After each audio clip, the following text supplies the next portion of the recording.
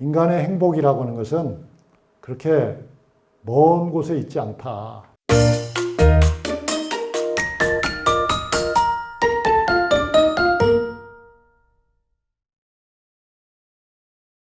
한 주 동안 어떻게 지내셨습니까? 조선 안해열전에서 우리가 나눴던 이야기를 조금이라도 생각하셨는지요? 아니면 그냥 그 얘기는 다 잊고 지내셨는지요? 아마 잊고 지내셨을 것 같습니다.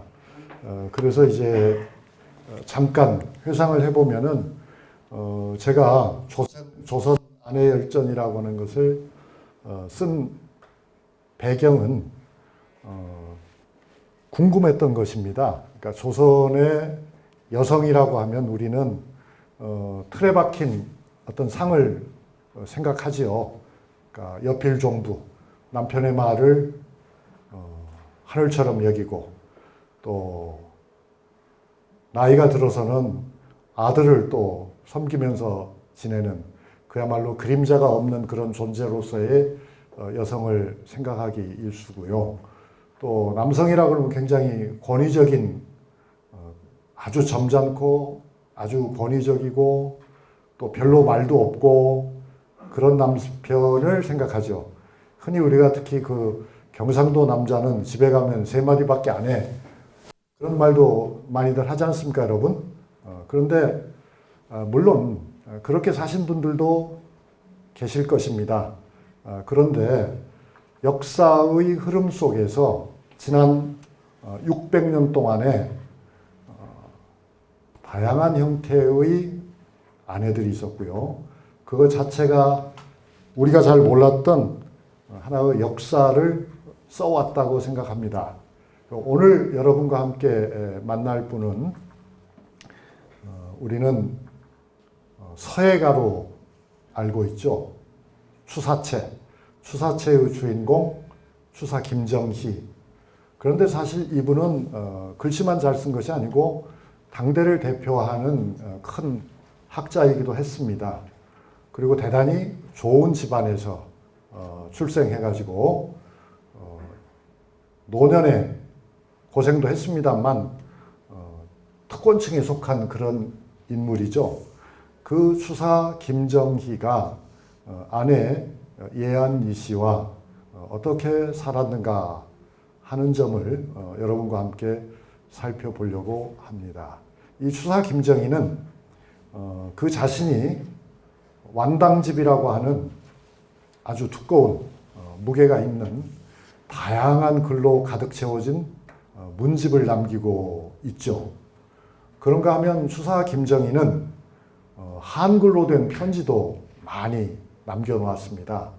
한글로 된 편지가 추사 김정희가 쓴 한글로 된 편지가 40통이나 있습니다. 그 중에서 38통이 아내에게 가는 편지였습니다. 이제 어떻겠습니까? 그 38통의 편지를 잘 살펴보면 추사 김정희와 아내 예안이 씨의 관계가 손에 잡힐 듯이 들어오지 않을까요? 보시겠습니다. 이게 지금 여러분이 화면에서 보시는 것이 추사 김정희 고택입니다. 충청남도 예산에 있죠. 그러니까 추사 김정희와 그 집안은 집이 두 군데 있었습니다. 그러니까 이건 향제입니다. 그러니까 시골집은 충청남도 예산에 있었고요. 그리고 이제 서울에는 또 좋은 집이 있었습니다. 그렇게 서울에도 좋은 집이 있었던 까닭은 추사 김정희의 가까운 조상들께서 추사 김정희 자신도 그랬습니다만 서울에서 높은 벼슬을 했죠. 거기에 이제 아주 큰 계기가 됐던 것은 추사 김정희의 증조부입니다. 실은 양증조부입니다. 그러니까 양자로 그 집안으로 들어갔기 때문에요. 양증조부께서 영조의 사위였어요. 영조에게는 아시다시피 딸들이 있었죠. 옹주들이 있었습니다. 아들은 적고 딸들은 여러 명이 있었는데 그 중에 한 옹주가 영조의 한 옹주가 추사 김정희의 증조부인 김한신과 결혼을 했습니다. 그래서 이제 영조로부터 궁궐 가까이에 집을 한 채 선사를 받았습니다. 그게 이제 월성궁이라고 하는 집인데요. 왜냐하면 이 경주 고호가 월성이잖아요. 그래서 경주 김씨 댁이니까 월성궁이라고 부르는 그런 좋은 집이 있어서 그것이 이제 서울집이었던 겁니다. 그러니까 오늘날로 치면은 경복궁의 서편에 그 집터가 있습니다. 이거는 이제 시골집이라고 말씀드렸고요. 추사 김정희 하면 누구나 명필이라고 생각을 한다. 그런데 실제로는 대단한 실학자이기도 하고요. 실학자로서 특히 고증학자였습니다. 그러니까 고증학이라고 하는 것은 청나라 시대에 유행했던 학풍이죠. 요즘식으로 말하면은 실증적인 학문이었습니다. 그러니까 성리학은 실증적이라고 말하기 어렵죠. 성리학은 다분히 실천적이기도 하면서 형이상학적인 요소가 강했죠. 철학적인 요소가 매우 강했지 않습니까? 그런데 그러한 학풍에 반기를 들고 일어선 것이 청나라 시대의 고증학이고요. 그것은 조금 다른 말로 표현을 한다면은 문헌 비평을 위주로 한 학문이었어요. 그러니까 우리가 읽고 있는 지금 논어라고 하는 책이 과연 공자의 뜻을 제대로 담은 것이냐. 또 논어에도 여러 가지 판본이 있는데 크게는 이제 고본과 근본이 있는데 그러니까 나중에 만들어진 것과 옛날부터 전해온다고 하는 그런 텍스트가 있는데 어느 것이 진짜냐 뭐 이런 것들이죠. 그렇게 수석을 꼼꼼하게 달고 아주 사실 판단을 정확하게 해서 경전의 참모습을 그려내려고 노력한 것이 고증학이었습니다. 김정희는 바로 그런 고증학을 청나라의 고증학을 수용해서 발전시킨 대학자이기도 했습니다. 그런데 그 점이 굉장히 중요한 것 같아요. 제가 보기에는. 그러니까 고증학이라고 하는 것을 설명하지 않으면은 추사 김정희와 예한민 씨의 관계를 제대로 이해하기 어렵다. 그거는 아마 그런 주장은 아마 여러분이 다른 책에서는 발견할 수 없을 겁니다. 그러니까 제 설명을 통해서 어쩌면 처음 알게 되는 일일 것 같아요. 그러니까 사람들은 그동안에 추사 김정희와 아내 예한민 씨의 관계를 관심을 가진 사람들도 있었습니다. 관심을 가진 사람들도 있었는데 그들은 그냥 그들이 재밌게 잘 살았대 하는 정도의 관심을 가졌고요. 제가 볼 때는 거기에 더해서 근원적인 이유가 있었다. 추사 김정희의 인간관, 추사 김정희의 인생관은 우리에게 널리 알려진 성리학자들의 것과는 많이 달랐다는 거죠. 그러니까 성리학자들은 여러분이 아시는 대로 제가 길게 설명할 필요가 없이 남자는 이렇고 여자는 저렇고 또 사람은 이렇고 짐승은 저렇고 예의를 아는 사람은 이렇고 예의를 모르는 사람은 저렇고 하는 그런 이분법적인 도식에 의해서 사물을 보고 있었죠. 그런데 고증학자 추사 김정희가 고증학에 관심을 가진 것은 이미 20대부터입니다. 추사 김정희는 달랐던 거예요. 추사 김정희는 인간이라고 하는 것은 그렇게 볼 수가 없을걸. 인간이라고 하는 것은 감정의 소유자지. 인간이라고 하는 것은 욕망의 소유자지. 인간이라고 하는 것은 자기 경험을 중심으로 세계관을 구축하는 그런 것이지. 거기에는 그렇게 적과 흑, 흑과 백으로 이분법적으로 나눌 수 있는 어떤 경계가 존재하는 것은 아닐 수도 있어.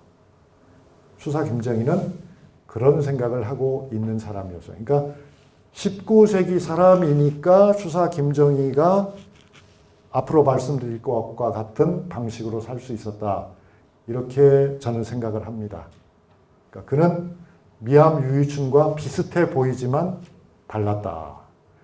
그들 부부는 목은 이색과 안동권 씨 부부와 비슷한 점도 있었지만 사실은 아주 달랐다. 추사 김정희는 나중에 자기 자신이 불교 신자가 되기도 합니다. 그래서 불교에 귀의했다는 것도 숨기지 않았습니다. 그러니까 그럴 정도로 여러분 한번 생각해 보십시오.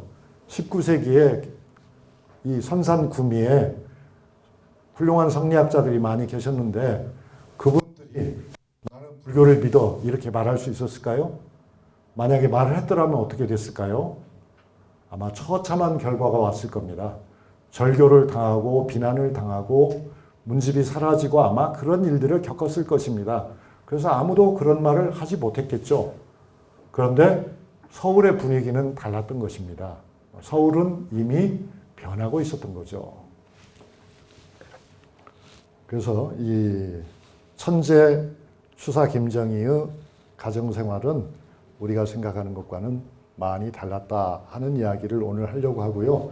추사 김정희 하면은 이제 이 그림을 누구나 다 아시잖아요. 그죠? 이게 바로 이제 세한도라고 하는 그림이죠. 이 세한이라고 하는 말의 뜻을 여러분 잘 아실 겁니다. 논어에 나오는 구절이기도 하죠. 날씨가 추워진 다음에야 소나무나 잣나무가 상록수라고 하는 것을 우리는 알 수 있다. 그런 내용입니다.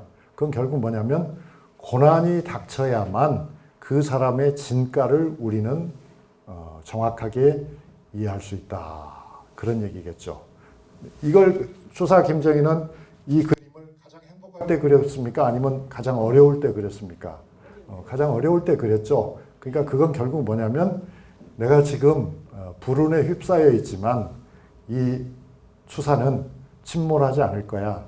나는 여기서 인간 삶의 정수를 보이고 해야겠다. 아니 나는 이미 그것을 실천하고 있다 하는 그런 자아의식의 표현이 바로 이 그림이었다고 생각합니다.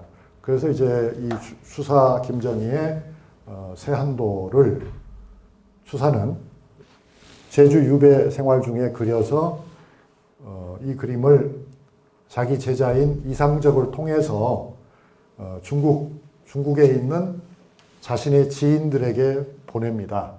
그래서 이제 자신의 지인들 또 추사가 스승으로 모시고 있는 분들도 있었잖아요. 옹방강과 같은 그런 분들이 추사를 격려하고 추사를 칭찬하는 글을 잔뜩 써가지고 친필로 써가지고 확인하는 도장도 찍어서 그래서 이상적에게 주어서 다시 서울로 이 세한도가 되돌아오게 되죠. 그러니까 이 그림 한 장을 가지고도 추사는 자신의 뜻을 한국뿐만 아니라 중국 세계까지 알렸고 또 인정을 받았던 것이죠. 오늘 이야기는 이렇게 6개의 토막으로 나눠서 간단하게 설명드리려고 합니다. 그러니까 7시 50분 되면 무조건 10분 쉬고요. 그 다음에 이제 8시 40분쯤 되면은 마치도록 예정하고 있습니다. 그래서 1, 2, 3, 4, 5, 6 얘기겠죠. 첫 시간에는 1, 2, 3 이야기를 하고 둘째 시간에는 4, 5, 6 이야기를 해보겠습니다. 그러니까 첫 번째 말씀드리려고 하는 거는 이제 추사 얘기가 많이 나오지만 결국 그 아내 얘기를 지금 하고 있는 것이기 때문에 아내가 추사에게 어떤 의미가 있었는가를 먼저 한번 알아보려고 합니다. 굉장히 중요한 의미가 있다. 그 중요한 의미가 있었다고 하는 것을 아내의 죽음을 통해서 아내의 죽음을 맞닥뜨렸을 때 추사가 보인 언행을 통해서 한번 짚어보고요. 그 다음에 이제 이 추사가 부부관계에서 어떤 사람이었는가를 여러분에게 좀 피부에 와닿게 설명을 해드리려고 합니다. 그것이 이제 두 번째, 시시콜콜 편지로 다 이야기하는 남편이라고 제가 이렇게 제목을 붙였죠. 그러니까 보통 성리학자들은 너무 다르죠. 보통 성리학자들은 자기 속 이야기를 아내에게 안 하게 돼 있잖아요. 하지 못하게 돼 있잖아요. 하면 안 되는 걸로 돼 있잖아요. 사랑방에 가서 그냥 가만히 앉아 있어야 되는 걸로 돼 있잖아요. 그런데 추사는 그런 사람이 아니었다. 그 다음에 세 번째로는 이 추사 김정희는 나쁘게 말하면은 문제의 남편이었어요. 그러니까 아내의 가슴에 대못을 여러 차례 박았어요. 근데 나쁘게 말하지 않는 방법도 있겠냐고요? 조금 중립적으로 얘기하면은 말썽을 피우는 남편이라는 말 정도로 쓸 수 있겠죠. 그러니까 몇 차례 크게 말썽을 피웠어요. 그렇지만 그렇게 말썽을 피웠지만 그렇다고 해서 그가 아내를 사랑하지 않았다거나 또는 아내를 무시했다거나 그렇게 보기도 좀 애매한 것 같아요. 아니, 저는 그게 아니었다고 생각합니다. 추사는 분명히 아내를 사랑했어요. 그런데 추사의 가슴에서 일어나는, 그죠? 가슴에서 일어나는 감정들은 그 아내만을 오롯이 향할 수는 없었던 것이 분명해요. 아내는 아주 얌전한 분이었던 것 같거든요. 그런데 추사는 그렇게 얌전한 것만으로는 뭔가가 부족한 그런 사람이었던 것 같고요. 또 그거는 이제 추사가 지금의 오늘 우리 시대의 사람이 아니고 당시는 또 시대적 분위기가 달랐으니까요. 이해할 수 있는 점도 있다고 봅니다.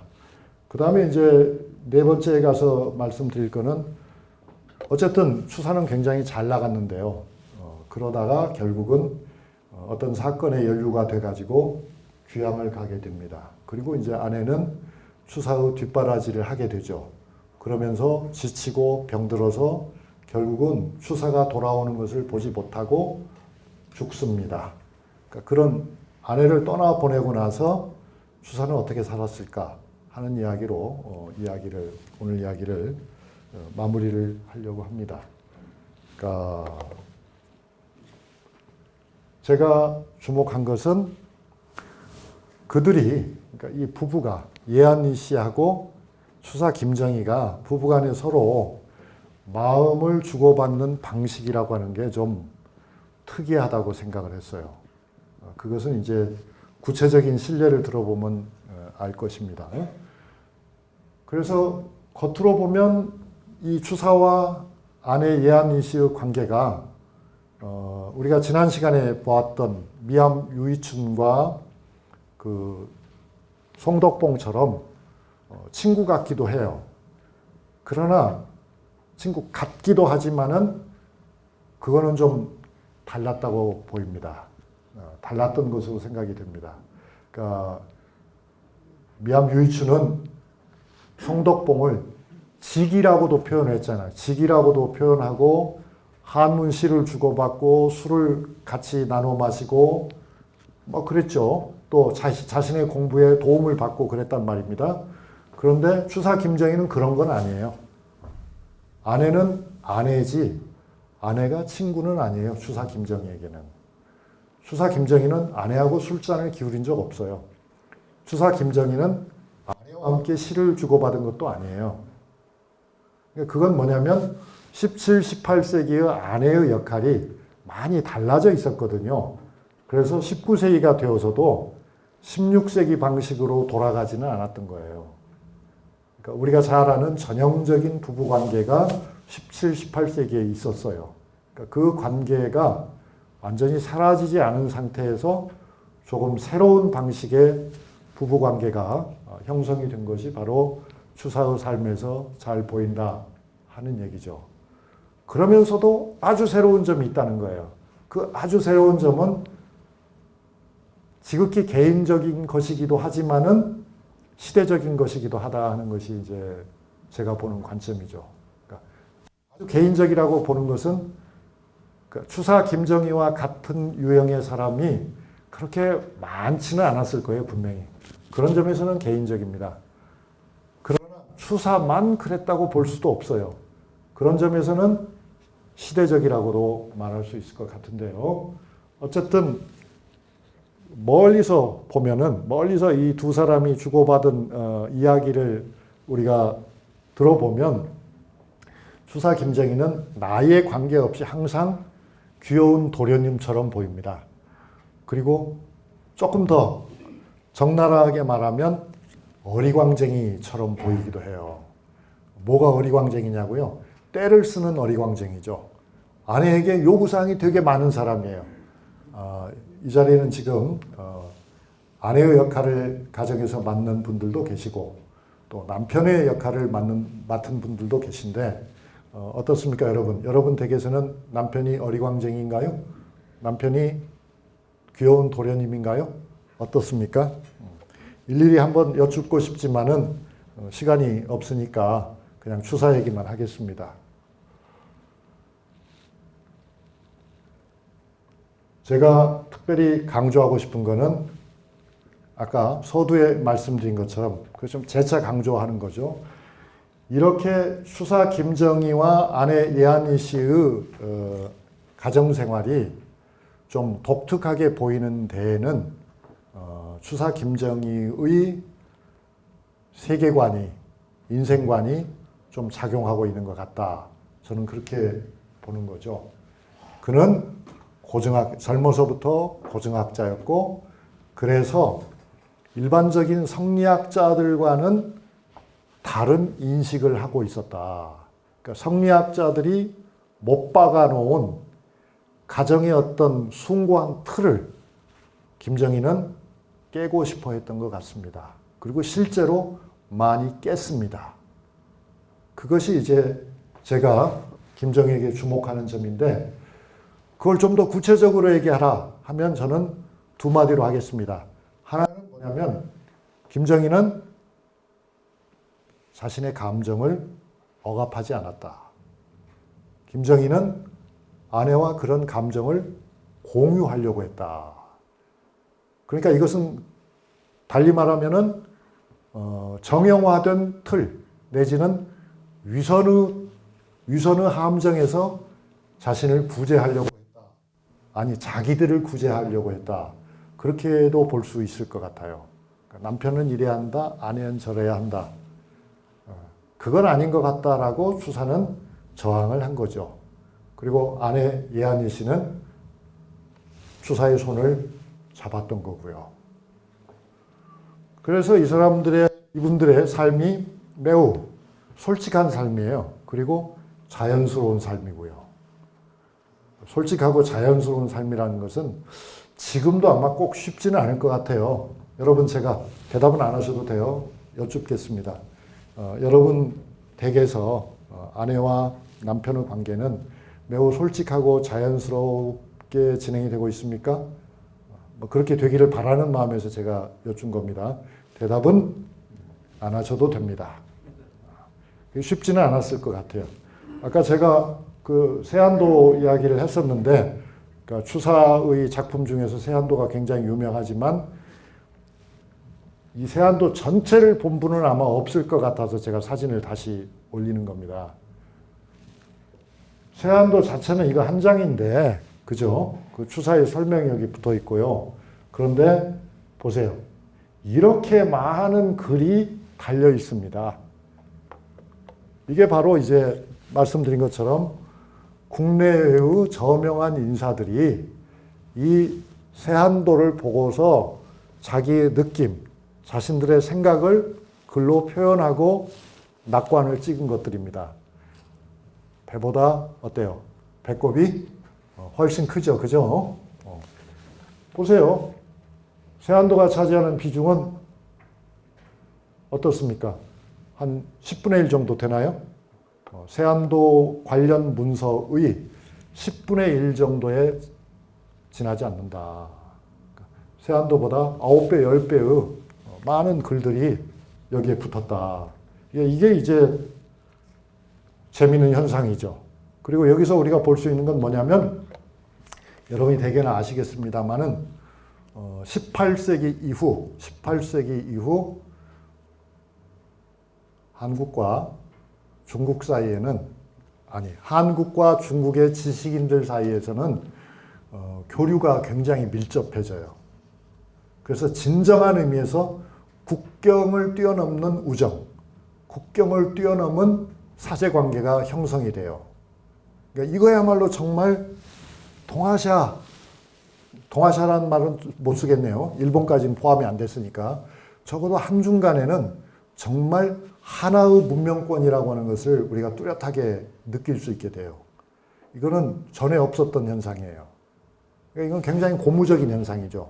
사실은 유럽에서도 18, 19세기에 이와 같은 현상들이 일어났어요. 유럽 각국의 많은 학자들이 이른바 그랑 투어라는 걸 해요. 그러니까 이탈리아를 가는 거예요. 말하자면 고대 로마의 유적지를 찾아가는 거예요. 그러면서 그 과정에서 북유럽이든 중부유럽이든 서유럽이든 동유럽 학자들이 유럽 여러 나라를 거치면서 친교를 맺고 안목을 키우고 그래요. 여러분들이 아마 읽어보셨겠습니다만 괴테의 이탈리아 여행기 이런 것도 있잖아요. 이탈리아 간 거는 괴테만이 아니거든요. 웬만한 사람들은 다 갔어요. 도스토옙스키도 갔어요. 다 갔습니다. 그러니까 그렇듯이 우리나라에서도 18, 19세기가 되면은 서울에 잘 나가는 양반 집안의 자제들은 중국을 왔다 갔다 하면서 중국에서 친구를 사귀고 그 친구와 함께 다양한 주제에 대해서 의견을 나누는 것이 일반화됐어요. 그건 참 좋은 일이었는데 불행하게도 근대화 과정에서 중국이 망했잖아요. 그리고 한국도 덩달아 망했잖아요. 그 바람에 우리는 근대를 굉장히 어렵게 아주 위축된 상태에서 수용하게 되는 그런 일이 벌어졌죠. 그때 만약에 우리가 교육의 폭을 더 넓혀가지고 일본에도 당시에 그 선진적인 학자들이 많았으니까 일본까지 그 폭이 확대돼서 한중일이 다 그렇게 공유될 수 있었더라면 역사는 완전히 다른 양상을 띄었을 겁니다. 그런데 불행하게도 우리는 중국에만 선을 댔지 일본에는 선을 대지 않았다. 결과론적으로 보면 거꾸로였으면 괜찮았을 텐데 일본과는 가깝고 중국과는 멀었어도 괜찮았을 텐데 우리는 우리의 여러 가지 역사적 조건이 결국은 우리에게 그것을 허용하지 않았던 것이죠. 김정일은 그런 점에서는 굉장히 당대의 행운아였다고 볼 수 있습니다. 그러니까 김정일가 살았던 시대에 우리 여기 영남 지방도 그렇고요. 호남이나 충청도나 기타 다른 지방에 살고 있었던 전통적인 많은 성리학자들이 있잖아요. 그 전통적인 성리학자들이 김정일의 삶을 우리가 이 시간에 말씀드려온 김정일의 삶을 한 부분이라도 알았더라면 그들은 김정일을 뭐라고 생각했을까? 제가 한번 제 자신에게 질문을 던져봤습니다. 답은 너무 뻔하죠. 바보라고 했을 겁니다. 김정일 너는 체면도 없어. 김정일 너는 선비로서 위엄도 잃었어. 너는 아주 망조 같은 인간이지. 그렇게 생각을 했을 겁니다. 그렇지만 사실은 어떻습니까? 김정일의 진실은 그런 건 아니죠. 김정일은 매우 양심적인 인간이었죠. 김정일은 매우 자신의 내면의 목소리에 스스로 귀를 기울이고 정직하게 반응한 그런 사람이었죠. 그런 의미에서는 굉장히 현대적인 인물이었다라고 말해야 될 것 같습니다. 이게 이제 옛날 선비라는 것은 이런 건데요. 여기 뭐 자세하게 설명을 드릴 겨를은 없어요. 자, 예한이 씨는 어떤 사람인가요? 예한이 씨는 김정일의 두 번째 아내였어요. 김정일의 첫 번째 아내는 일찍 작고했습니다. 여러분 댁에서 제사 모실 적에 할아버지는 한 분인데 할머니가 두 분 또는 세 분인 경우도 왕왕 있죠. 어떻게 된 겁니까, 여러분? 그것은 대개의 경우에 산후조리가 잘못되어서 할머님들이 일찌감치 사망했기 때문입니다. 첩은 절대 아닙니다, 여러분. 첩이라면은 제사를 모시지 않습니다. 첩이 아니고요. 엄연한 정식 할머니들이신데 앞서거니 뒤서거니 먼저 가셔서 그렇다. 그런 겁니다. 그러니까 김정희 같은 사람도 그랬어요. 그래서 이분은 사실은 15살 때 한산희 씨하고 결혼을 했는데 이게 이제 보통입니다. 15살, 16살에 결혼을 하는 거죠. 그런데 20살에 사별했거든요. 그건 결국 아이를 낳다 돌아가셨다 이렇게 보면 될 겁니다. 그리고 지체가 높은 양반의 딸일수록 아이를 쑥쑥 잘 낳겠습니까? 잘 못 낳겠습니까, 여러분? 그걸 어떻게 하냐고요? 지체가 높은 양반의 딸일수록 아이를 잘 낳을 확률이 매우 떨어집니다. 그 이유는 무엇이냐고요? 그 이유는 지체가 높은 양반의 집안, 이른바 성리학적 틀 안에서의 양반의 딸들은 그야말로 규중에서만 자랐잖아요. 규중에서만 자랐기 때문에 걸음을 몇 걸음 안 걸고 살았습니다. 그러니까 근육이 거의 없습니다. 아이를 낳으려면 해부학적으로 말하면 하체의 근육이 발달했어야 되는데요. 근육이 거의 발달이 되지 않았고 그리고 아이를 낳으면 또 보약을 먹이잖아요. 비만해지죠. 그렇잖아요. 또 움직이지도 못하게 하죠. 유산할까 봐서. 그래서 난산이 될 수밖에 없는 겁니다. 그러다 보면 대개는 목숨을 잃게 됩니다. 반면에 부지런한 평민의 아내들은 어떻겠습니까? 부지런한 평민의 아내들은 아이를 쑥쑥 잘 낳습니다. 그래서 밭에서 일을 하다가 애를 낳기도 하고 그 다음 날부터 다시 일을 할 수도 있고 그랬습니다. 그러니까 일을 해야 되는 그런 상황은 매우 답답한 것이지만은 그들은 근육이 고루 발달해 있기 때문에 적어도 아이를 낳다가 죽는 사람은 일반 평민 중에는 별로 없었습니다. 그러나 양반 중에는 매우 많았다. 그래서 옛날 선비들이 쓴 글에 보면 그런 한탄이 많이 나와요. 평민의 아내들은 애도 잘 낳는데 어째서 양반의 아내들은 애를 낳다가 이렇게 많이 죽는지 모르겠다. 근육의 발달이 없다는 것을 그분들은 몰랐던 거예요.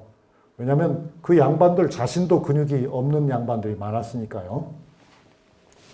어쨌거나 그래가지고 이제 상기를 마치고 나이가 4살 적은 예한이 씨하고 재혼을 했습니다. 물론 뭐 당대의 제일 가는 양반들끼리의 결혼이었죠. 신부는 19살, 신랑은 23살이니까 신부는 결혼이 좀 늦었던 거예요, 사실은. 왜 늦었을까요? 이런 경우는 돈이 없어서 늦었다고 할 수는 없습니다. 그럼 뭐겠습니까? 결혼 정년기에 집안에 상을 연거푸 입은 바람에 어쩔 수 없이 상중에는 결혼을 못하니까요. 어쩔 수 없이 늦어진 그런 일이었다고 봅니다.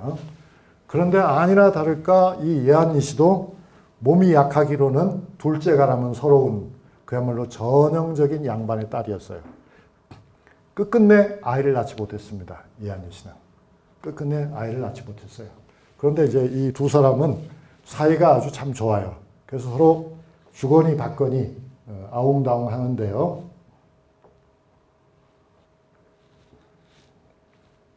수사는 그림도 잘 그렸잖아요. 그래서 여러분 보시라고 난초 그림을 잠깐 가져왔습니다.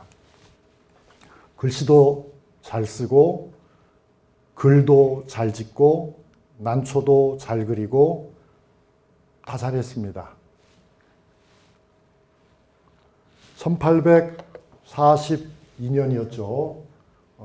예한이 씨는 53살인데 돌아가셨어요. 그러니까 53살에 돌아가셨다는 것은 오늘날로 보면 굉장히 이른 죽음이지만 당시로서는 그저 그런 죽음이었습니다. 그러니까 그렇게 빠르다고 할 수는 없는, 오래 사는 것은 더더욱 아니지만 그런 죽음이었어요. 남편이 이제 귀향을 간 다음에는 그렇지 않아도 몸이 약한데 더욱더 자주 아팠죠. 그러나 당시의 통신은 얼마나 늦었던지 예한이 씨가 세상을 떠나고 나서 한 달도 더 지나서 12월 15일에나 예한이 씨의 부음이 남편에게 도달합니다. 그러니까 제주도와 충청도 예산 사이에 이 부음을 일부러 늦게 보냈을 리가 없는데요. 서둘러서 알리고자 했지만은 소식은 한 달도 넘게 걸렸다. 이 소식을 듣고 아내가 쓰러졌다는 소식을 듣고 추사는 거의 기절할 뻔합니다. 사랑이 깊지 않았더라면 그럴 리가 없잖아요. 쓴 글이 있습니다. 물론 한문으로 썼는데요. 번역을 해서 읽어보면 이렇게 돼 있습니다. 슬프다. 차고는 이제 말하자면 수갑 같은 거죠. 앞에 차고 산과 바다를 넘을 적에도 내 마음은 조금도 흔들리지 않았으나 이제 부인의 죽음을 당하자 놀라고 울렁거리고 얼이 빠지고 혼이 달아나 아무리 마음을 추스리려 하여도 방법이 없으니 이 무슨 까닭인가요? 그러니까 이게 부인의 영전에 고하는 말이죠. 내가 지금 당신이 작고하였다는 소식을 듣고서 넋이 빠졌습니다 하는 것을 아주 자세하게 설명했습니다. 그러면서 이제 그 유배지에다가 아내의 위패를 만들어 놓고 통곡을 합니다. 그리고 아들에게는 아들이 둘이 있어요. 아들이 둘이 있는데 그러면 여러분이 물으시겠죠. 아니 씨가 아들을 못 낳았다는데 어떻게 추사 김정희는 아들이 둘입니까? 하나는 양자입니다. 하나는 양자고요. 또 하나는 서자입니다. 그러니까 진짜 추사 김정희의 친아들은 서자밖에 없는 거죠. 서자가 하나 있고 양자가 있어요. 그래서 그 두 아들이 이제 예산에서 그 집을 지키고 있는데요. 내가 이 편지를 보내니까 아내에게 보내는 말하자면 연결의 편지를 보내니까 이 글이 도착하면은 제사를 모셔라 그렇게 했어요. 이게 이제 실제로 추사가 쓴 그 애서문이라고 하거든요. 죽음을 슬퍼하는 애도하는 글이 현재도 이렇게 남아 있습니다. 어때요? 글씨가 좋은가요?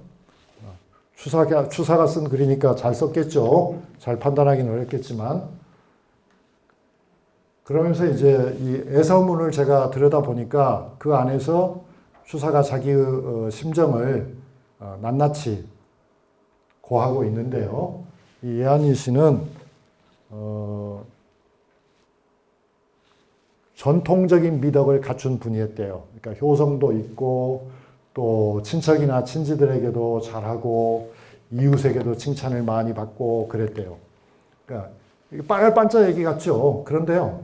여기서 한마디만 더 하고 그 다음 얘기로 넘어갈게요. 그건 뭐냐면요. 여러분 이렇게 효성스럽고 친척에게 잘하고 이웃에게 잘하는 것은 성리학적 규범입니다. 그 성리학적 규범에 의해서 우리 여성들이 굴레에 갇혔다 그렇게 볼 수도 있어요. 그런데 제가 생각해 보니까 그것은 딱히 굴레만은 아니었어요.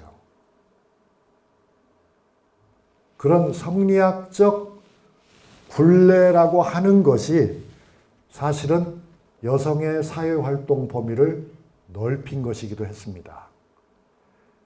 이런 성리학적 틀이 없었을 때의 여성은 직계 가족 속에서만 역할이 있었던 거죠. 그런데 이제 친척을 보살피고 이웃을 보살펴야 하는 역할까지도 맡게 된 거니까요. 사실은 여성의 사회적 역할이 보장되고 커진 점도 있습니다. 그건 미처 생각을 못 하셨겠지만 그런 점이 있어요. 근데 어쨌든 그 점에서 예한이 씨도 예가 아니었던 것인데 이 애서문에 보면 그들의 부부간의 비밀스러운 대화의 한 장면이 나옵니다. 그런 글을 쓰는 것 자체가 추사다운 거죠. 보통의 선비들이 아내가 작고했을 때 이렇게 시시콜콜 글을 쓰냐 그 말입니다. 찾아보세요. 없습니다. 없어요. 아내의 죽음을 슬퍼함 정도지 없습니다. 근데 여기 보면 일화가 나와요. 예전에 나는 장난삼아 이렇게 말하였죠. 만약에 부인이 세상을 뜬다면 차라리 그거보다는 내가 먼저 죽는 것이 낫겠소. 이렇게 추사가 말했대요. 그랬더니 부인이 그 남편이 그런 말을 하자 손으로 귀를 틀어막으면서 멀리 달아났다 그 말입니다. 어때요? 심정이 이해가 되십니까? 이해가 되시죠? 그런데 오늘날에 그러니까 아내가 죽고 나서 생각을 해보니까 추사가 이제 다시 그걸 반추해 보는 거예요. 내가 그런 말을 한 것은 꼭 장난으로만 한 것 같지는 않다. 그런 말을 해요. 이 말은 무슨 말이에요? 이 말은 아내의 몸이 약하기 때문에 남편은 항상 그 걱정을 하고 있었다는 거죠. 남편은 혹시 이러다가 이 사람이 먼저 죽으면 어떡해? 그럼 나 혼자 어떻게 살지? 하는 생각을 했었다는 거죠. 그리고 아내는 그 말을 듣기가 두려웠던 거죠. 왜? 이 남편과 영원히 헤어지는 것은 자기가 원하지 않는 일이었기 때문에. 그렇게 볼 수 있지 않겠습니까, 여러분? 그런 이야기를 애서문 안에 썼어요. 그러면서 이제 추사 김정희가 통곡을 하는 거예요. 그 글에서 뭐라고 하냐면 먼저 죽는 것이 뭐에 그리 유쾌하고 만족스러운 일이라고 내가 두 눈만 멀끔히 뜨고 홀로 살아가게 하십니까? 푸른 바다도 같고 푸른 하늘도 같은 인의 소름은 끝이 없습니다. 그랬어요. 아무리 문장가가 쓴 말이라고 하긴 하지만 어때요? 한 점의 진실도 없이 이렇게 거짓말을 쓸 수 있을까요? 그럴 필요가 있는 걸까요? 그렇지 않을 것 같아요. 그러니까 보통의 성리학자가 아내의 죽음을 애도하는 글을 쓴다면 뭐라고 썼겠습니까, 여러분? 당신은 참으로 현숙한 아내였죠. 당신은 훌륭한 가문에서 태어나서 예법에 어긋난 것이 하나도 없었습니다. 나는 평소에도 당신을 늘 깊이 존경했습니다. 뭐 이런 말 정도를 썼을 겁니다. 거기에 뭐 아내에게 당신이 죽으면 난 어떻게 될까 그런 말까지 썼을 리가 없고요. 또 자신의 슬픔을 이렇게까지 노골적으로 잘 드러내지도 못했을 겁니다. 그 차이가 어디 있다고 생각한다고요? 저는 이것이 추사가 성리학자가 아니고 더 이상 성리학자가 아니고 고증학자라서 그는 자신의 경험을 존중하고 그는 인간의 욕망을 긍정하는 사람이었기 때문에 이런 글을 썼다고 보는 거예요.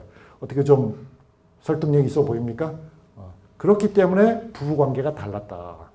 성리학자가 할 수 없는 말을 김정희는 태연하게 할 수 있었다. 그리고 그것은 아직 그 성리학의 굴레로부터 온전히 벗어나지 못한 예한이시였지만 그것은 자기 아버지나 친정 아버지나 어머니의 삶보다는 자기와 자기 남편의 삶이 훨씬 더 인간적으로 느껴졌을 것입니다. 그래서 그들은 더 깊은 사랑을 나누었다. 저는 그렇게 생각합니다. 그러니까 아직도 여러분이 혹시 성경에 나오는 도마와 같은 분이라면 제 말씀을 의심할 수도 있어요. 아, 교수님 그래봤자 뭐 김정희는 뭐 그냥 말로만 그렇게 한 거예요. 뭐 너무 심각하게 의미부여하지 마십시오. 교수님 자신이 스스로 감정에 도취한 거 아닙니까? 이렇게 저한테 반론을 하실 수도 있어요. 환영합니다. 그런데 저는 아니라고 생각하거든요. 왜냐하면 또 다른 증거를 제시하는 거죠.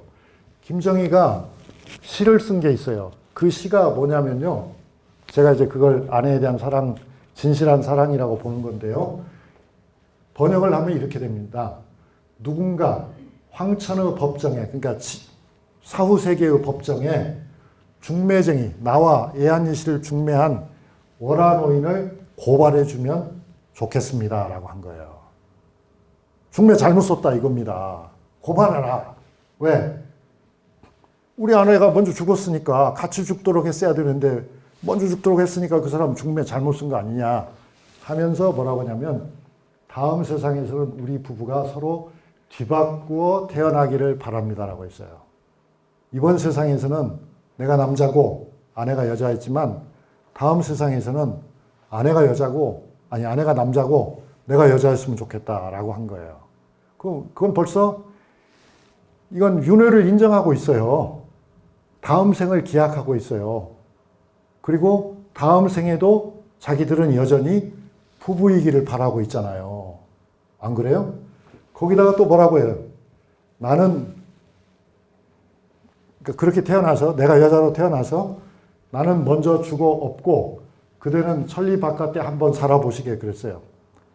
이번 세상에는 당신이 먼저 죽고 내가 지금 천리 떨어진 제주도에서 혼자 살아있는데 다음에는 뒤바뀌어서 내가 먼저 죽을 테니까 당신이 한번 혼자 살아봐. 그러면서 뭐라고 하냐면 그대도 슬픈 내 마음 아셨으면 좋으련마는. 자, 여러분 어떻게 생각하십니까? 거짓된 마음으로 이런 시를 쓸 수 있다고 생각하십니까? 쓸 필요가 있다고 생각하십니까? 아닐 것입니다. 단정할 수는 없지만 장난이 아니라고 봅니다. 그러니까 추사 김정희가 아내를 깊이 사랑한 것은 명백한 사실이었고요. 그래서 고향에 있는 자신의 사촌형에게 보낸 편지에서도 아내의 장례를 사촌형이 이제 주관했으니까요. 사촌형에 대해서 아주 지극히 감사를 하고 이런 말들을 해요. 제 아내의 묘소는 어느 곳으로 정하였고 장사 지낼 날짜는 언제인지요. 아무 상관없이 길 가는 사람 보듯 하면서 눈만 말똥말똥 뜨고 혼자 살아남았습니다. 살아남은 사람으로서 책임을 다하고 싶어도 전혀 할 수 없는 처지가 되어버렸습니다. 어찌 저를 아직 살아있는 사람이라고 말하겠습니까? 이런 걸 보면 정말 애통해하고 또 아내의 장례식을 주관한 사촌형에 대해서 정말 무한 감사를 드리고 있는 것을 우리가 알 수가 있다. 그 아내에게 보낸 편지가 38통이나 남아 있는데요. 근데 이제 유감스럽게도 아내의 편지는 한 장도 안 남아 있어요. 그 유감이에요. 여러분, 이 아내의 편지는 어떻게 됐을까요? 저는 짐작가는 데가 있습니다. 어떤 짐작일까요? 아내가 먼저 돌아가셨기 때문에 아내를 예한이 씨를 장례 지낼 적에 관 속에다 아마 넣어서 같이 묻었을 것입니다. 그런데 불행하게도 오랜 시간이 지나면서 육신도 편지도 다 사라져버린 거죠. 그게 있었더라면 참 베스트셀러가 됐을 것 같아요. 뭐 베스트셀러를 쓰기 위해서 이분이 그런 건 아니지만 좀 답답한 점은 있어요. 아내의 편지가 남아있지 않아서. 그런데 그 편지를 보면요. 이제 3분 후에 쉴 거거든요. 그 편지를 보면은 아주 추사 김정희가 대학자가 아내에게 아주 솔직하게 투정하는 투로 글을 많이 써요. 그러니까 제 마음이 매우 섭섭하옵니다. 이렇게. 자, 여러분이 생각하셨을 때 남편이 아내보다 나이가 4살이 많아요. 조선시대예요. 그런데 남편이 아내에게 쓴 편지를 보면은 어법이 어때요? 극존칭을 써요. 여러분 댁에서는 어떻습니까? 한번 생각해 보십시오. 그래서 이게 아주 달라요. 우리가 생각하는 엄숙하고 신중한 선비의 모습하고는 다르다.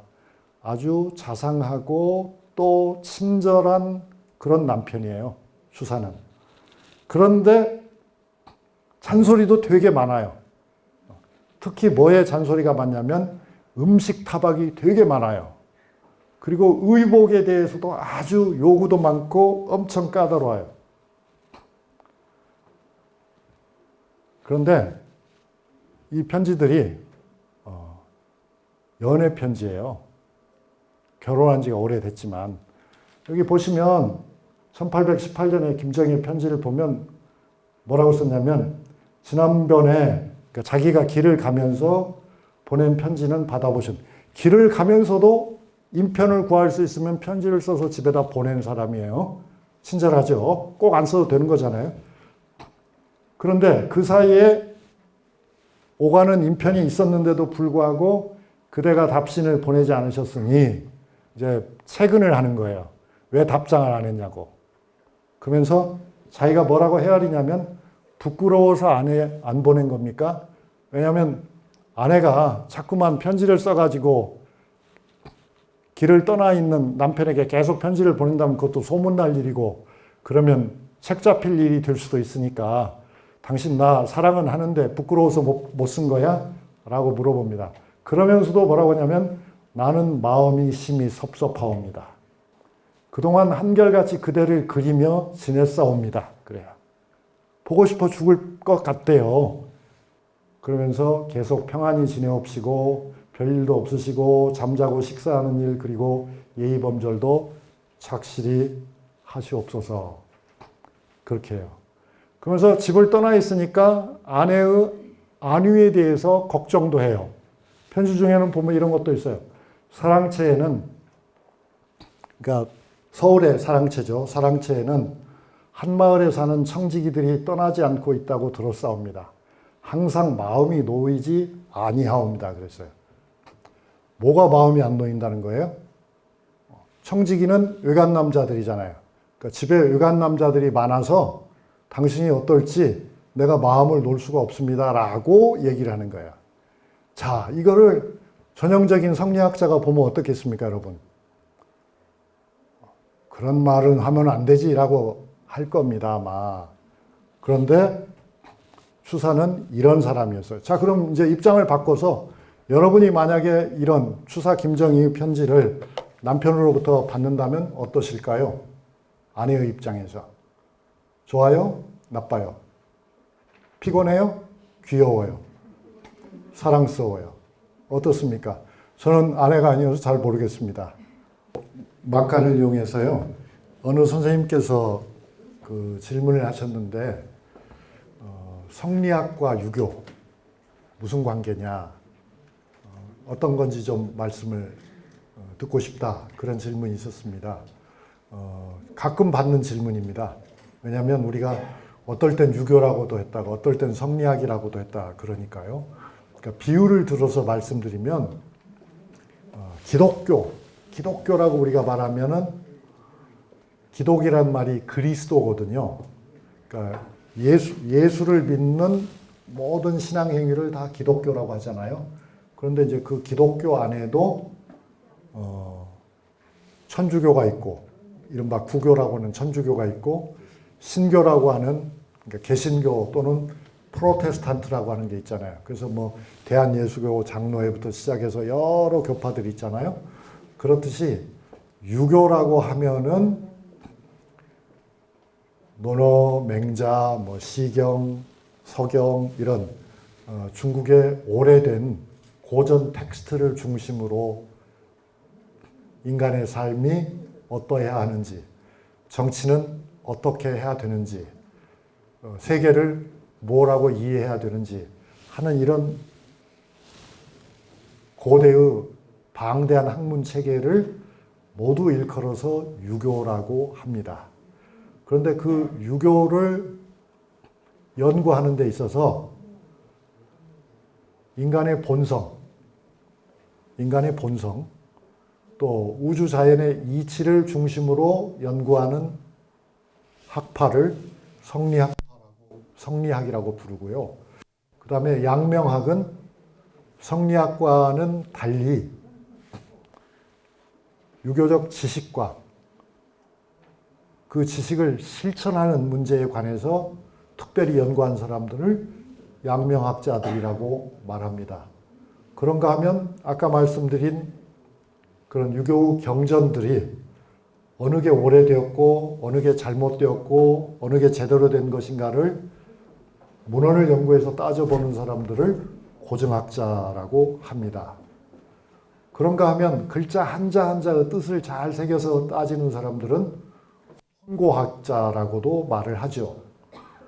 그런데 유교의 긴 역사를 보면은 주로 한나라, 당나라 때는 훈고학이 주가 되었고요.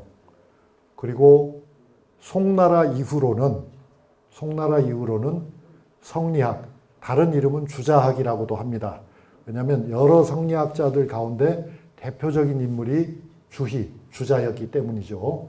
그래서 성리학이 중심이 되었고요. 그런데 이제 중국의 명나라 때에 와서는 성리학과는 달리 양명학이 등장해서 명나라에서는 양명학이 매우 세력이 커졌는데 우리나라에서는 그것이 아주 미약했습니다. 왜냐하면 우리나라에서는 퇴계 선생이나 율곡 선생을 중심으로 한 성리학의 기운이 매우 강했기 때문에 양명학자들이 고개를 들고 자신들의 입장을 떳떳하게 주장하기가 어려웠죠. 그리고 이제 청나라 때가 되면 중국에서는 양명학도 시들하고 말씀드린 고증학이 주를 이루었는데 우리나라에서는 그때도 여전히 성리학자들이 위주가 되어 있고 고증학, 김정희와 같이 고증학에 몰두하는 분도 있었지만 그건 오히려 소수에 지나지 않았다. 지금은 어떠냐? 지금도 한국에서 옛날 한문을 공부하는 분들은 다 성리학 텍스트를 가지고 하고 성리학적으로 해석을 합니다. 그런 걸 보면 우리나라는 학문 연구 태도가 어떻습니까, 여러분? 대단히 보수적이죠. 그러니까 송나라 때의 유교죠. 송나라 때의 유교인 성리학이 아직도 한국 사회에서는 주류가 되어 있다. 제가 어렸을 적에 그 유학 공부를 좀 했는데요. 그때도 당연히 성리학을 공부한 거죠. 다른 걸 공부한 게 아니고. 지금 여러분들이 시중에서 살 수 있는 논어, 맹자 이런 해설서들 있잖아요. 그것도 다 거의 대부분 다 성리학밖에 없습니다. 그러니까 우리는 역사 교과서 안에서는 성리학을 낡은 학문이라고 낙인을 찍어놓고 있으면서 현실적으로는 지금도 유교 텍스트를 공부하려면 다 성리학으로 돌아가고 있어요. 어떻게 생각하십니까, 여러분? 매우 신기한 한국적 현상이라고 보지 않으십니까? 그런데 이제 오늘 우리가 이야기 주제로 삼고 있는 추사 김정희는 아주 젊은 나이에서부터 중국을 왔다 갔다 하고 중국에 있는 학자들과 친하면서 고증학에 완전히 기울어 있었다. 그래서 그는 행동거지가 달랐다. 그러니까 그의 공명하는 사람들도 상당히 있었을 테지만 대개의 사람들은 주변의 비판이 두려워서 비난이 두려워서 그걸 잘 노골적으로 표현하지 못하고 그저 추사에게 박수를 치는 정도 그랬다는 것도 우리가 참고해야죠. 그러니까 추사 김정희라는 사람은 상당히 어떻습니까? 용감한 사람이죠. 개성이 뚜렷하고 용감한 사람이었다고 생각합니다. 추사 김정희가 오타령을 많이 해요. 그러니까 보세요. 이렇게 말이 나오잖아요. 편지에 보면 내 저고리는 상인이가 올 때 붙이지 않으시고 언제나 보내려고 하옵니까? 답답하옵니다. 이렇게. 되게 아마 고운 옷을 엄청 좋아했던가 봐요. 새 옷 늘 보내달라고 요구하는 거죠. 그리고 아주 편지에 보면은 시시콜콜한 내용이 많아요. 뭐 누구는 어떻게 지내십니까? 이거는 이렇게 해주십시오. 저거는 저렇게 해주십시오. 하는 얘기들이 많아요. 그렇지만 그렇게 주문만 하고 질책만 하는 남편은 진짜 아니었던 거죠. 그 주문도 있지만 그게 주가 되는 건 아니었어요. 여기 보시는 것처럼 여름 과일이 한창 때이오니 부디 참외 등을 많이 잡수옵소서 이런 말도 하고요. 직접 사서 보내지는 못할 망정 그렇게 하고요. 그 다음에 또 먹는 것 부탁도 있죠. 곧 오실 것으로 짐작하는데 어떻게 준비하여 오시옵니까? 생선알로 만든 젓갈을 많이 가지고 오시옵소서. 젓갈을 되게 좋아했던가 봐요. 하기야 예산이면 서산에 가까우니까 서산 어리굴젓이 유명하잖아요. 충청도 사람들은 젓갈을 좋아하니까 추사 김정희도 예외가 아니었습니다. 그러니까 걱정도 많고 물건 부탁도 많고 그러니까 이런 걸 보면요. 한편으로는 굉장히 개인적인 이야기도 하지만 다른 한편으로는 추사 김정희 같이 부유하게 사는 사람들도 시장에서 구할 수 있는 물건은 별로 없었던 것 같아요. 만약에 시장에서 좋은 물건을 얼마든지 살 수 있었더라면 이분이 돈이 없는 분이 아닌데 그렇게 사사건건 다 보내라고 하지는 않았을 거예요.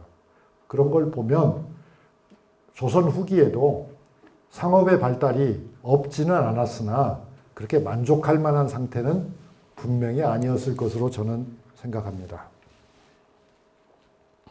그런가 하면 아내하고 비밀도 공유해요. 어떤 얘기가 나오냐면 어디서 온 편지인지 모르나 볼만하여서, 재밌다 그거죠. 볼만하여서 함께 넣어 보내오니 보시고 나서 잘 감춰 두옵소서, 이렇게 돼 있어요. 이건 아마 이 문면으로 봐서 여러분 어떤 편지일 것 같습니까? 제가 보기에는 아마 뒷담화일 것 같아요. 남의 굉장한 비밀, 남의 굉장한 약점, 남의 굉장한 스캔들, 이걸 적은 글을 아내에게 보내면서 그게 재밌는 이야기니까 잘 보시고 들통나면 안 되니까 좀 꽁꽁 숨겨서 가지고 있으라고 그렇게 얘기를 하고 있거든요. 그런데 이 함께 보냈다는 편지는 지금 남아있지 않거든요. 그런 걸 보면 지금 38통의 편지가 있지만 그것도 검열의 결과일 거라는 생각도 듭니다. 그러니까 정말 아주 재밌게 쓴 편지, 정말 시시콜콜하게 쓴 편지는 추사가 후대에 전해지는 것이 두려워서 없앴을 가능성도 있다. 그러니까 어쩌면 아내의 편지를 없애버린 것도 그 아내의 편지 안에도 공개하기에 꺼려지는 그런 이야기들이 상당 부분 담겨 있을 수도 있겠다는 생각을 합니다. 그러나 여러분, 이순신의 난중일기도 지금 현재 남아있는 것은 원래 분량의 아마 3분의 1 정도밖에 안 되는 것 같습니다. 그럼 여러분이 그런 이야기도 하시겠죠. 아, 교수님, 그게 아니고 이순신이 너무 바빠가지고 실제 그 일기를 쓰지 않은 날이 많을 겁니다. 그러니까 그렇게 너무 몰아보지 마십시오, 이렇게 하겠죠. 근데 현재 남아있는 일기를 보면요, 이순신은 바쁠 때에는 대강 메모를 해놓고 일이 끝난 다음에 다시 추가해서 기입을 한 것이 명백해요. 그리고 뿐만 아니라 자기가 썼던 일기도 다시 고쳐서 쓰기도 했어요, 이순신은. 그런 꼼꼼한 성격으로 봐서 이순신은 아마 거의 빠뜨림 없이 일기를 다 썼을 것 같습니다. 그런데 지금은 빠진 날이 대부분이거든요, 실은. 그건 왜 그럴까? 이건 아마 뺐을 거라고 생각합니다. 뺐을 거라고. 누가? 이순신 본인이 빼지는 않았을 거고요. 후손들이 뺐을 것 같습니다. 그럼 어떤 내용을 뺐을 거라고 생각하십니까, 여러분? 남들이 보면은 민망한 이야기, 정치적으로 민감한 이야기, 그런 것들은 아마 뺐을 거라고 봅니다. 그럼에도 불구하고 발언에 자세히 따지고 보면 문제가 되는 대목들이 많이 남아 있습니다. 그러니까 그건 이제 이순신 시간이 아니니까 그 얘기는 그 정도만 하고요. 그거는 이제 어디까지나 우리가 추사를 이해할 때, 추사의 편지의 내막을 들여다볼 때 참고할 수는 있지 않나 하는 생각이 듭니다. 그러니까 진짜 재미있는 편지는 유감스럽게도 전해지지 않고 있다. 그리고 이 추사 김정희의 편지를 보면은 그냥 편지를 뚝 써가지고 바로 보낸 게 아니에요. 그러니까 인편이 없으면 보내지 못하잖아요. 그러니까 인편이 없으면 보내지 못하는데 보낼 때가 되면은 다시 몇 줄을 적어서 보내기도 했어요. 그러니까 그런 게 이제 여기 나타나잖아요. 편지를 써놓은 지 이틀이 되었사옵니다. 그 사이에 잠깐 편지 글을 읽어보았는데 덧붙여 쓸 말씀이 없어 이만 적습니다. 13일 밤에 적어두옵니다. 이렇게 했어요. 그러니까 이거는 이 말 그대로 믿어도 좋고 제가 생각할 때는 좀 다른 뉘앙스가 있다고 생각해요. 그러니까 가령 이틀이 지났다고 하니까 본래 편지를 쓴 건 언제예요? 11일에 쓴 거잖아요. 11일에 쓴 것인데 출발이 13일에 한 거란 말이죠. 그러면 이런 말을 적지 않고 보내면은 아내가 편지를 받은 다음에 왜 이 편지가 늦었나에 대해서 의심을 할 수도 있어요. 궁금하게 생각할 수도 있어요. 그래 이제 그런 점이 저는 추사 김정희가 굉장히 꼼꼼한 남편이라고 생각하는 거죠. 아내를 엄청 배려한다고 생각하는 거죠. 11일에 쓴 편지인데 다른 때와는 달리 이틀이 늦게 도착했네. 그 까닭은 이틀 늦게 붙였으니까. 그렇게 이해하면 되겠죠, 여러분. 그러니까 그걸 이런 식으로 추사는 표현하고 있습니다. 그래서 이제 순조 18년 같은 때는 지금 현재 남아있는 편지들만 하더라도 한 해에도 10통이나 되는 편지가 남아 있습니다. 그런데 이렇게 착하고 고운 심성을 가진 남편이 말썽도 피우더라 그 말입니다. 아까 그 다정한 편지 보셨잖아요. 순조 18년의 편지를.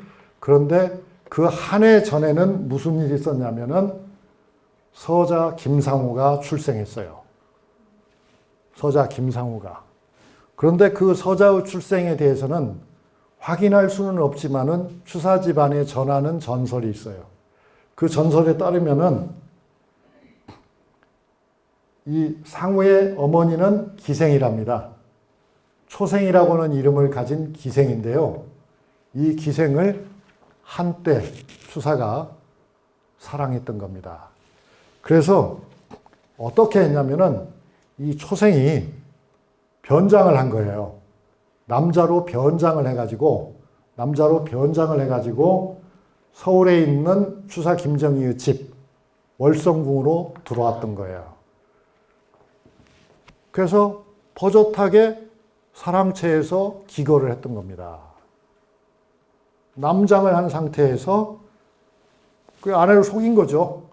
아내는 안채에 있고 남편은 사랑채에 있으니까 사랑채에다가 자기의 사랑하는 기생을 숨겨두고 거기서 사랑을 나눠가지고 드디어는 아들이 나온 거예요. 상우라고 하는 아들이. 자, 아내의 심정이 어땠을까요, 여러분? 그런데도 그 이듬해에는 전혀 그런 흔적도 없이 저렇게 다정하게 아내에게 말을 건네고 있다. 이중인격인가요? 어떻게 생각하십니까, 여러분? 아내의 마음은 어땠을까요? 잘 모르겠어요.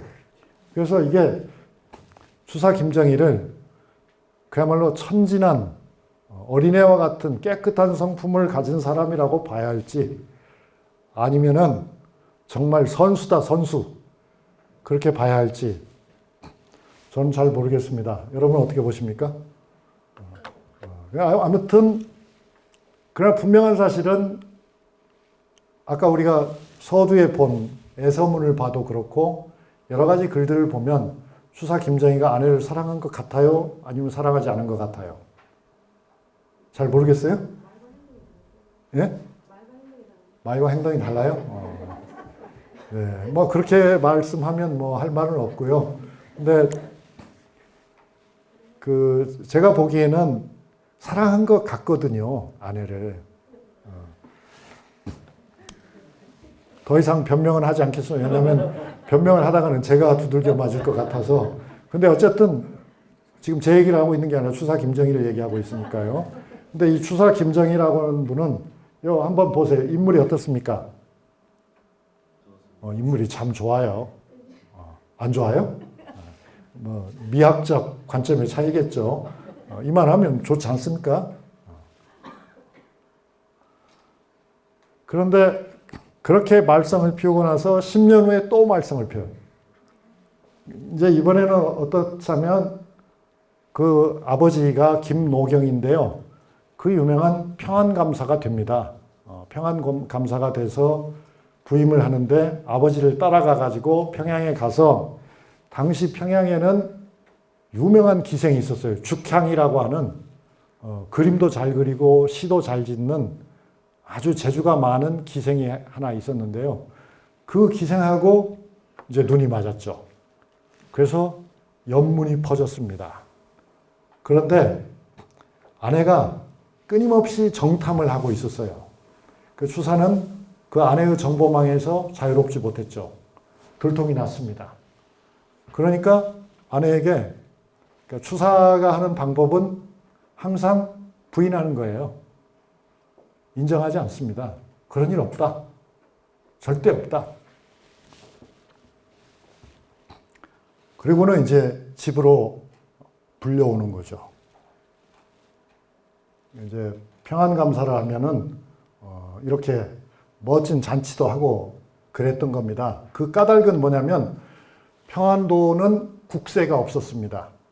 함경도도 국세가 없고 평안도도 국세가 없어요. 그 말은 무슨 말이냐면 평안도에서 거두는 세금, 함경도에서 거두는 세금은 감사가 처분하는 겁니다. 함경도는 국경지방이기 때문에 국방비에 최우선권이 있고요. 평안도는 1년에도 4차례씩이나 중국의 사신이 가고 오고 하기 때문에 사신 영접 비용이 최우선입니다. 그래서 다들 속담에 그런 것도 있잖아요. 평양감사도 자기가 싫으면 그만이라고. 그러니까 평양감사가 된다는 말은 사실상 왕이 된다는 거예요. 평양감사가 된다는 건 엄청나게 돈을 벌 기회가 왔다는 뜻입니다. 엄청나게 재밌게 놀 기회가 왔다는 뜻입니다. 자기 싫으면 그만이라고요. 근데 이제 김정희의 아버지가 평양감사로 갔기 때문에 아들도 아버지를 모시고 간 거죠. 그러니까 뭐 부자간에 아마 재밌게 놀았겠죠. 그런데 아내로부터 이제 추궁하는 편지가 딱 날라 들어오니까 발뺌하는 거죠. 아니다. 아니고 내가 지금 집에 아직 못 돌아간 거는 아버지가 아파서 그런 거야. 아버지가 다행히 지금 우선하셔. 그러니까 오늘은 벌써 세수도 하셨거든. 내가 집으로 갈게 하면서 갑니다. 그런데 아내는 어떻게 해서 남편이 죽향과 그렇고 그런 사이라는 걸 알았을까요? 내부 고발자가 있었기 때문이죠. 그죠? 내부 고발자가 있었습니다. 이 집이라고 하는 내부 고발자가 있었습니다. 이 집은 누구냐면 아버지 김노경의 서녀예요. 그러니까 시집간 사람입니다. 남편이 있는 사람입니다. 그런데 보세요. 이 사람들은 권세가기 때문에요. 권세가기 때문에 달라요. 그 아버지가 아마 다른 딸보다도 이 시집에 시집간 이 딸을 매우 사랑했던가 봐요. 그래서 평양감사로 부임했을 적에 이 딸에게 평양 구경을 시켜준다면서 딸도 데리고 간 겁니다. 시집간 딸도. 여러분이 생각하는 성리학적 사회는 아니죠. 그죠? 시집간 사람이 어떻게 그럴 수가 있습니까? 그건 우리 생각이고요. 이 사람들은 그게 아닌 거예요. 아버지가 이 정도 세력이 있으면은 사회에게 어이 사회 내가 좀 우리 딸 좀 데리고 가서 을밀대 구경도 좀 하고 걔가 옛날서부터 그렇게 대동강을 좋아하지 않는가. 대동강에 가서 오리도 좀 몇 마리 사는지 세어보고 그러고 나서 보내주겠네 하고 데리고 간 겁니다. 근데 그때 이제 또 우리가 이제 추리를 해보면 추사의 아내가 그 자기 시누이에게 부탁을 한 거죠. 이 추사가 지금까지 하는 걸로 봐서 이번에 평양에 가서도 틀림없이 딴 생각을 할 테니 문제가 생기면 바로 나한테 즉각 연락을 하라 이렇게 된 거죠.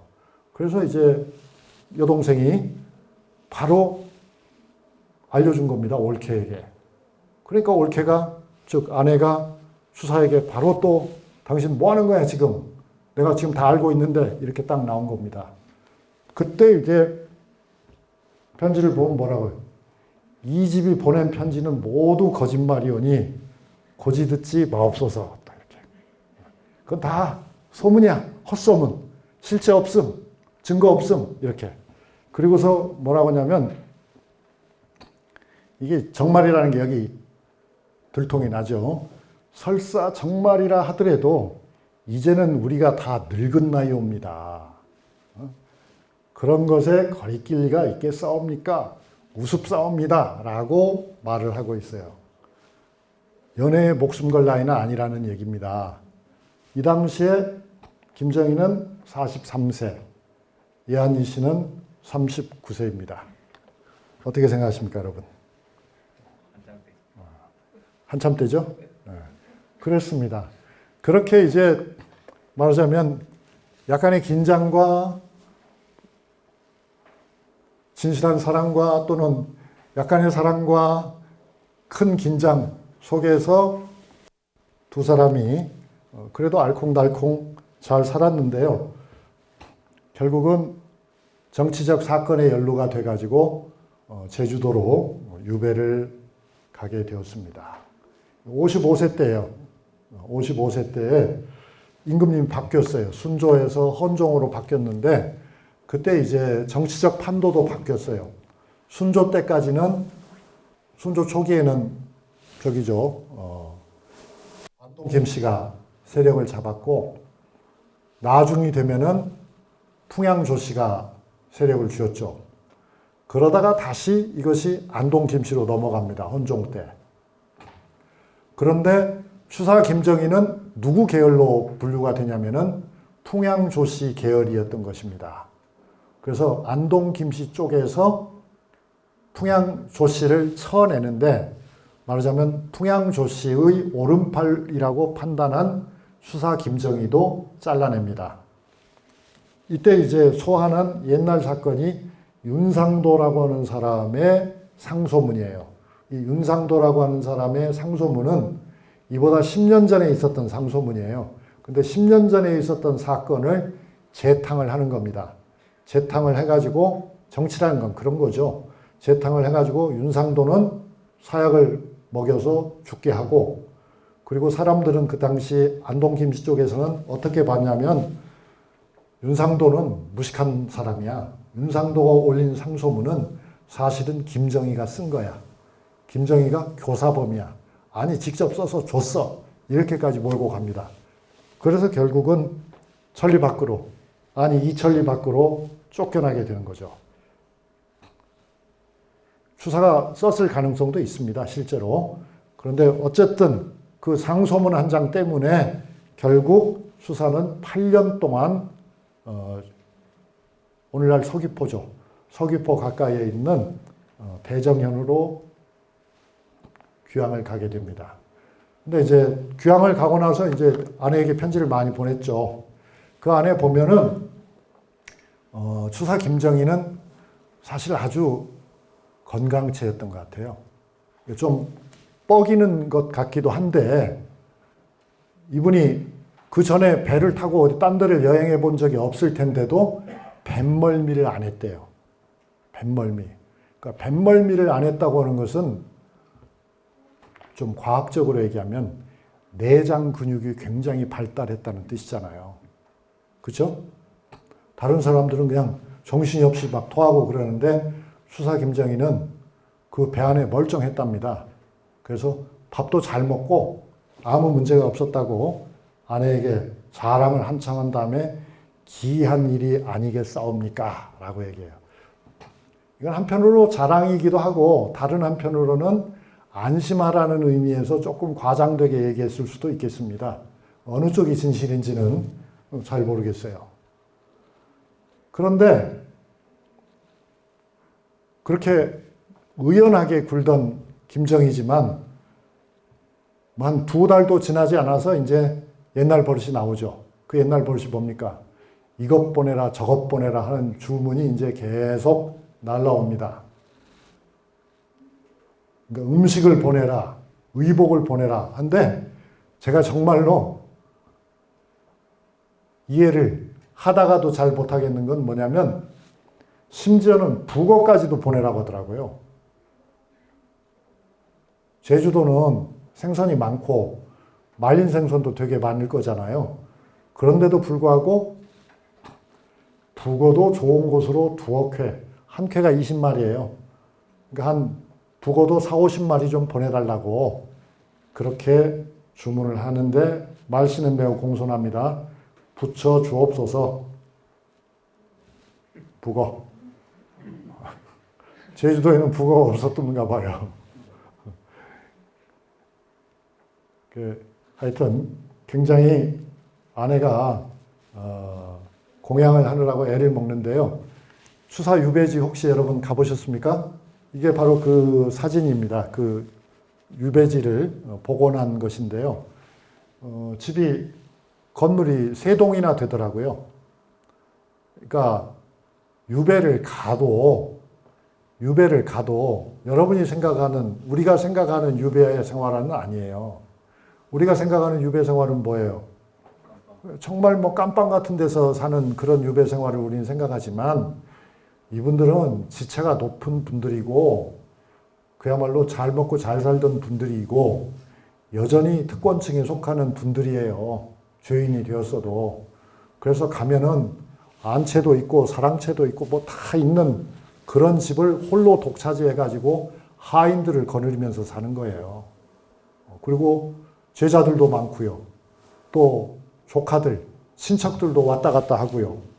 그리고 또 고을에 아전이나 고을의 수령들도 오면은 인사하고요. 그렇게 살았습니다. 왜냐하면 돌아가는 날이면 서울에 가서는 크게 한자리 하실 분이니까 그걸 또 염두에 두면서 미리 관계를 잘 닦는 사람들도 있었어요. 그것까지 생각 못 하셨죠? 그건 추사만 그런 게 아니죠. 다산 정약용도 마찬가지죠. 다산 정약용도요, 아주 어렵게 지낸 적도 있죠, 물론. 아주 어렵게. 왜냐하면 다산은 그 추사보다 훨씬 죄가 많았으니까요. 추사야 뭐 사실 종이 한 장밖에 죄가 없는 거잖아요. 그런데 다산은 형제가, 자기가 저지른 죄는 아니지만 형제가 저지른 당시의 법에 따르면 실제 죄가 안 되지만 그때로는 엄청난 죄잖아요. 정약종이 천주교의 말하자면 우두머리였고 그 다음에 조카 사위인 황사영이 미수에 그치기는 했지만은 교황청에까지 연락을 해가지고 우리나라로 쳐들어와 달라고 하는 그런 편지를 써서 북경에 있는 천주교 주교님에게 보내려고 했으니까 그건 뭐 변명의 여지가 없는 거잖아요. 그러니까 그런 정약용이었기 때문에 초반에는 좀 애로를 겪죠. 초반에는. 그렇지만 시간이 지나면서는 이제 정약용도 풀리잖아요.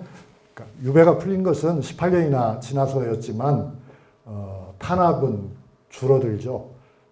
그때가 되면은 정약용도 지금의 저보다도 연구실이 훨씬 넓고 여러 개잖아요. 그리고 정약용은 유배 생활 중에도 살림을 아주 알뜰하게 해가지고 거기에 논밭을 상당히 마련합니다. 정약용은. 그리고 그 정약용은 나중까지도 그 논밭을 관리하고 그래요.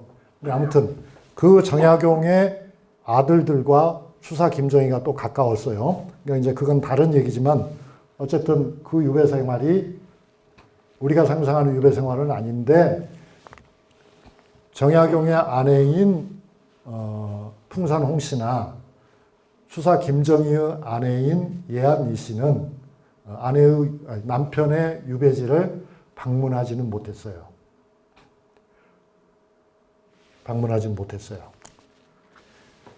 자, 그런데 추사 김정희가 그 유배지에 도착했을 적에 아내를 그리워하는 편지를 막 연달아서 막 3통씩이나 보내거든요. 지금 남아있는 것만 해도 거기에 보면 정말 절절해요. 천안에서 당신의 슬픈 모습을 보았지요. 물론 그렇게 될 리야 없겠으나 혹시 그러다가 병이라도 나시면 어찌 하시겠습니까? 이제부터는 만사가 그대에게 달려 있사오니 더욱 몸을 보살피소서.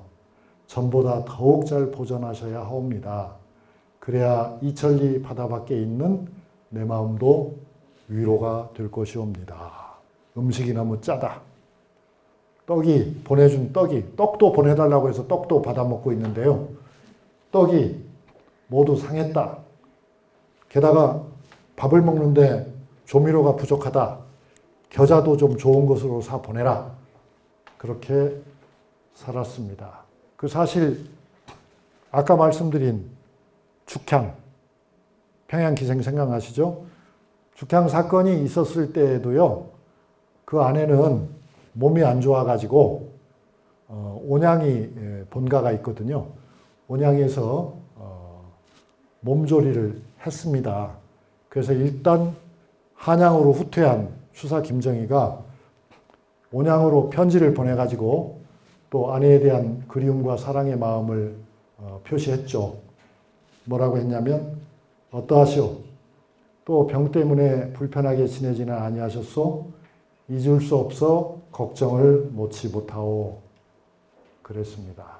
아무튼 병을 굉장히 염려하는 남편의 마음이 잘 표현되고 있는데 이게 이제 바로 그 추사 김정희가 쓴 한글로 쓴 편지입니다. 글씨체가 어떻습니까? 이게 추사체죠. 그런데 솔직히 제가 보기에는 그런 것 같더라고요. 김정희가 쓴 한글보다는 김정희가 쓴 한자가 훨씬 더 멋진 것 같아요. 안 그런가요?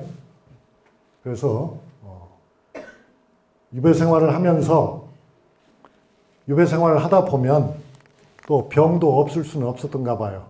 특히 여러분이 아시다시피 추사 김정희는 제주도에 유배하는 동안에 글씨를 특히 많이 쓰고 서법을 연마해서 거기서 추사체가 완성이 되었다고 하잖아요. 그때 정말 너무 많이 썼나 봐요. 그래서 팔에 통증이 굉장히 심했고요. 팔꿈치가 아파서 겨우 글을 썼다고 하는 걸 보면은 모르겠어요. 50견이 와서 그랬는지 아니면 너무 열심히 공부를 해서 그랬는지 하여튼 건강이 좋지 않을 때도 있었습니다. 그런데 아내하고 편지는 끊임없이 주고받고 있었어요. 그래서 제주 읍성에 가면 혹시라도 인편이 있을까 싶어서 대강 두어자 안부를 이렇게 붙여옵니다. 속히 병이 나아 건강이 회복되셨다는 소식이 있기를 날마다 기다려옵니다. 그래서 아마 말년에는 그러니까 이한희 씨가 53살에 돌아가셨다고 했는데 50이 넘어서는 하루하루 아마 중병에 시달리고 있었던 것이 아닌가 하는 생각이 듭니다. 그리고서 이제 그 편지 끝에 당신의 생신이 다가오는데 아이들과 함께 지내시길 비우며 그저 마음뿐이옵니다. 라고 편지를 썼는데 이 마지막 편지는 전달이 안 됐어요. 왜냐하면 이 편지를 쓰기 하루 전날 사실은 아내는 이미 세상을 떠났거든요. 그러니까 이건 붙이지 못한 편지가 된 거죠. 붙이지 못한 추사의 애틋한 마지막 편지가 되었던 겁니다. 아내가 세상을 뜨고 나서 추사는 그 뒤에도 6년 동안이나 유배 생활을 했습니다. 그 유배 생활은 아마 굉장히 힘든 시절이었겠죠. 왜냐하면 이제 든든한 우군이 사라진 상태였으니까요. 그렇지만 결국은 추사에게는 행운이었죠. 풍양 조씨들이 다시 세력을 회복하면서 그 정치적인 우군의 도움으로 서울로 일단 돌아옵니다. 그러나 풍양 조씨가 권력을 영원히 잡을 것처럼 보였으나 그것도 잠시였기 때문에 결국은 서울에 가서 다시 또 함경도 북청으로 유배를 갑니다. 거기서도 이제 그건 이제 철종소가 되는 거죠. 그런 다음에 이제 추사도 완전히 늙어버렸기 때문에 정치권에서 추사를 더 이상 위험한 사람으로 보지 않았던 것 같아요. 그래서 이제 추사는 유배에서 풀려나가지고 과천으로 돌아오죠. 그러니까 과천에는 친구가 살고 있었습니다. 과천에 따로 근거지가 있었던 것은 아니죠. 근데 거기서는 이제 아주 노골적으로 자기는 이제 불제자다 하면서 71세죠. 71세 마지막을 맞이하는데 맨 마지막에 쓴 글씨가 이거라고 하죠. 판전이라고 하는 글씨 있잖아요. 판전. 그래서 여기 보면은 71과 병중작 그렇게 있어요. 그러니까 71과란 말은 71세라는 말입니다. 71세 노인이 아픈 병중에서 썼다 그렇게 한 거죠. 그래서 이게 판전, 이게 아주 유명한 글씨인데 여러분이 보시기에 이 글씨는 어떻습니까? 과거의 추사 글씨하고는 좀 차이가 있죠. 그래서 어떤 분들은 힘이 빠져서 그런 거 아니냐, 이제 죽을 때가 돼서 그런 거 아니냐, 그렇게 보기도 하지만은 또 다른 분들은 이제는 이건 정말 탈소구 경지가 아닌가. 이제 세상 욕심을 놔버렸기 때문에 글씨가 이렇게 순진무구하게 된 것이 아닌가 하는 생각을 합니다. 이건 좀 젊었을 때 글씨니까 글씨가 좀 다르죠. 거기서 이제 과지초당에는 지금 추사 박물관이 만들어져 있는데요. 그가 자기 지인이죠. 친구인 유기환이라는 분을 위해서 쓴 글귀에 결국 71세 일생 끝에 추사가 얻은 삶의 진리가 표현되어 있다. 저는 그렇게 보고 싶습니다. 해석을 하면 어떤 식으로 되어 있냐면 좋은 반찬은 두부, 오이, 생강, 나물이요. 훌륭한 모임은 부부와 아들, 딸, 손자로 충분하다. 이 무슨 뜻입니까, 여러분? 인간의 행복이라고 하는 것은 그렇게 먼 곳에 있지 않다. 소박한 밥상을 받는 것으로 일상은 충분하고 가족이 무고한 것만으로도 우리는 얼마든지 행복할 수 있다. 그런 얘기죠. 그래서 결국 인간의 부귀영화라는 건 내가 다 해보니까 그거 다 아무것도 아니더라. 사실 아주 중요한 것은 아주 소박한 일상생활이다. 소박한 일상생활을 우리는 피곤하게 생각하기도 하고 이건 의미 없는 삶이야 라고 생각할 수도 있지만 그렇지 않다는 거죠. 그래서 제가 생각할 때는 아마 예한이 씨도 그 나이까지 살았더라면 온갖 풍파를 다 겪고 난 다음에 그들은 결국 가장 소박하지만 단란한 가정생활, 그것이야말로 인간의 삶에서 가장 중요하다는 점에 동의하지 않았을까 그렇게 짐작하고요. 여러분은 어떻습니까? 여러분도 동의하십니까? 그러면 이제 오늘은 이것으로 마치고요. 2시간 동안이나 강의 듣느라고 정말 수고 많으셨습니다.